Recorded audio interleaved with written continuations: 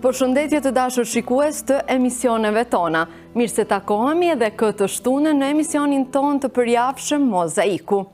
Në fund flasim edhe për bukuritë e fshehta të Malësisë, të cilat organizata jo qeveritare Malësia Adventure mundohet t'i qesë në pa.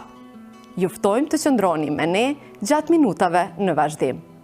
Malësia Adventure është organizata jo qeveritare që ka për qëllim eksplorimin e vendeve të bukura në natyrë. Në këtë kronik, Anton Plumaj, udhërrëfyesi i kësaj organizate, na tregon më shumë rreth kësaj iniciative dhe mënyrës se si ajo synon të afrojë njerëzit me bukuritë e natyrës që ka Malësia.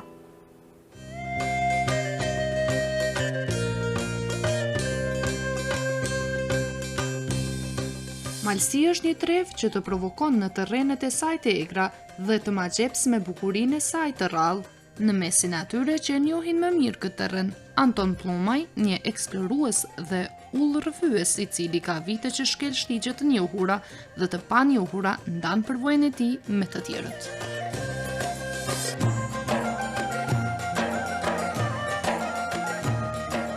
Ka filluar tash gati me thonë 15 vite, duke dalë në natyrë, duke pa pasuni, bukurit mëdha, trashëgimi të pasur të këtij vendi, si në aspektin natyror, po ashtu edhe në atë kulturor dhe historik. Nikosisht jam fokusuar në burimet shkruame, kam ulumtuar në për biblioteka, në për arkiva. Pas më shtua interesimi dhe më shumë, duke pa se ullë përshkruas, studios shumë kanë shkruar për këtë trevë, edhe hajtë thash me veti fillojmë ta eksplorojmë edhe në teren njëherë me pa sa larg jena prej vendeve tjera, po krahinave tjera, edhe mundem me thonë që po ta llogarisim në kilometra katror sipërfaqen e Malësisë, sa është diku rreth 240 deri në 260 kilometra katror, domethënë prej Lisjani Shkodër deri në Lisjan Trikavesit. Mundem me thonë se mujmë edhe me garu edhe me vendet europiane për nga pasunia të trashëgimisë. Përtej bukurisë së saj natyrore, Malësia është mbushur me histori, me vende që kanë mbetur të pandryshuara prej shekujsh. Këtu nuk gjen vetëm shtigje për ecje, gjen vende që tregojnë histori, gjen një qetësi që mungon në qytet dhe një natyrë që ende ruan egërsinë e saj. Kena kishën në Ploç, ndër kishat më të vjetra në këtë, jo vetëm në rajonin e Malësisë, por mundem me thënë edhe nga dishullin ballkanik, sepse është e shekullit 5 apo 6, domethënë kishat e para ato që i quajnë shkenca paleokristiane. Aty është krejt afër buzë Lisjanit, apo synit Plosh që e quajnë, aty afër saj është edhe një kull, mendohet se është e kohës Romës. Domethënë mund të jetë shekulli i parë, 2, 3, por ulumduar nuk është, sepse edhe ajo është në pyll, e rrenume, pastaj aty kanë edhe mullin. Kena kalani e Samoborit që fatkeqësisht aq afër e kem e aq larg.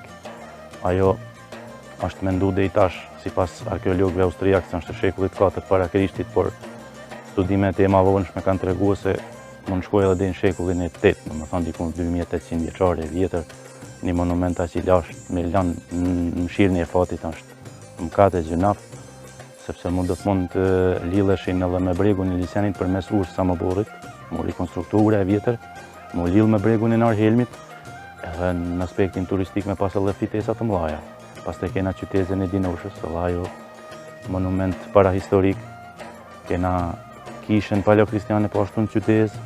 Dinosha është e njoftun edhe me kishat e vet, ai ka rreth 67 kisha, po ashtu në Ranoj, kena rreth 200 nekropola apo varreza parahistorike ilire, kena gjithë ato fortifikime, kena ujësjellsin romak, domethënë shekullit parë, 2, 3, që ka filluar në Dinosh dhe ka çu ujtë përtej Podgoricës e Ndukël, domethënë diku rreth 14 kilometra. Pak kush o marrë me ta, janë bën disa shkrime, por për aspektin turistik asnjëse.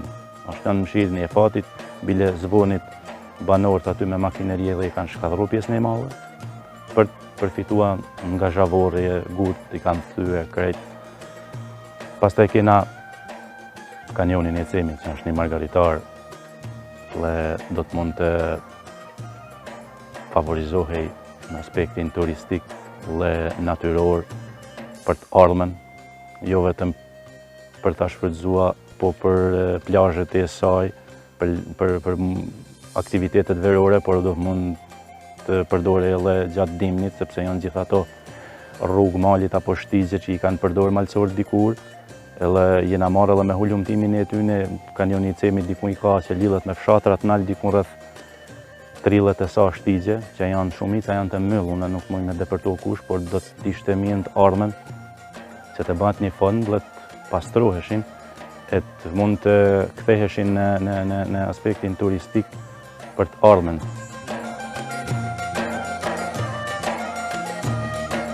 Nuk është gjithmonë e lehtë, ka vende ku terreni të zeston, ku rruga nuk është e qartë, po pikërisht, këto janë aventura që vlenë, ato që të detyrojnë që të dalësh nga zona e rehatisë.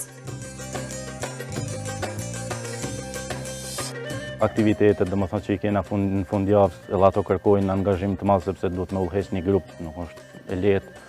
Për shembull vinë 10, vinë 20, vinë 30, 40. Nuk është e lehtë me i menaxhua sepse gjithmonë dikush del prej rrugët, prej shtegut, duhet me prit, duhet me pas kujdes, duhet me pa edhe në fillim para se të nisemi me pyet, a ke probleme me shëndet apo je alergjik për një shet, sepse këto dihin me pas pasoja në shëndetin e njeriut dhe në organizimin e aktivitetit. Shumë njerëz vizitojnë destinacionet të njohura, por Antoni thotë që ka vende të veçanta në Malsi që vlen të zbulohen. Ku do të shkosh në Zvicër, në Itali, ke me has hekurat vomen për shkami, gjithku ose urat punuar me këtu kur zonë nuk ke për i tyne. Edhe kjo e ban të veçantë këtë vend, sepse nuk është si quajnë këta në xhargonin i stërzhvilluar. Jo të gjithë janë eksplorues me përvojë, por për ata që duan të zbulojnë më shumë, ka mënyra për ta bërë këtë. Me Malsi Adventure mund të përjetosh aventura në natyrë dhe një këndvështrim krejtësisht ndryshe. Aktivitetet janë të hapuna për të gjithë qytetarët e Malit Zi, por edhe prej shteteve tjera, sepse kena edhe turistat huaj që na vinë. Të doja thoje sepse kam parë. Po, edhe kena edhe që na shkruajnë në emaila prej shteteve të huaja, turistë huaj, edhe prej mizve që i kena malësorë që jetojnë në Evropë, edhe ata kanë fillu me na bë lidhje me organizatat dhe me turistat e huajt atjelle, kanë fillu edhe rezervimet për jo vetëm për këtë vit, po edhe për vitin e ardhshëm, sepse ata i bajnë planet me kohë, e jo si na që veç taktuk i bajnë 1-2-3 ditë përpara. Por aktivitetet që i kena fundjave është shumë e lehtë kur e bëjmë shpalljen, sepse kryesisht e bëjmë shpalljen 10 ditë deri në 2 javë përpara. Mbaret edhe prej motit, edhe në shpallje i kanë gjitha kontaktet e të organizatës, numrat e telefonit, email, edhe aty atë lajmërohet gjithkush vetë. Normal i kena krejt shpalljet me detale, se çka duhet me marrë ushqimin, ujit, veshëmbathjen, mbaret prej stinet. Me kaq shumë sa ka për të treguar një dokumentar, nuk do të ishte thjesht një shfaqje e bukurisë natyrore, dhe për këtë Antoni ka menduar. Kam mendua këto 15 vite jam munduar sa do pak me do sekuenca të shkurtë në video postime me promovu Malsin. Madje ja kam bërë vetis pak si kusht, me thonë, tash 15 vjet me hulumtu Malsin në mënyrë vullnetare, me thonë. Edhe ashtu kam me vazhdu edhe në të ardhmen, sepse ja kem bërë shkrivenit të parëve tonë që kanë jetën për këtë vend. Edhe kam plan për dokumentar, por jam të punu edhe në një projekt që kam filluar tash, mos e një dekadë, për një vepër, një libër monumentale.